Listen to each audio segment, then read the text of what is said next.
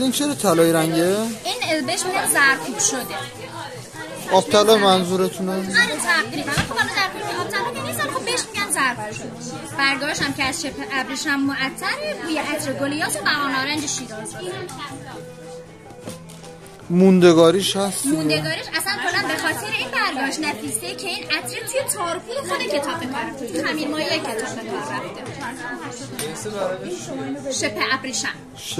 اینم فال حافظش، دیوان حافظ.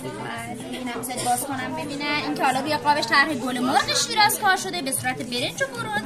روی جلد کتاب یکی از شعرهای خود حافظ به صورت پریشان نویسی کار شده. هر غزلم توی یک صفحه اومده. فالنامه هم داره. اینا جنسای نفیس به حساب اینا نفیس ترین کار دیوان حافظیه که کلا میتونید پیدا کنید از لحاظ جنس برگ. ممنون لطفا.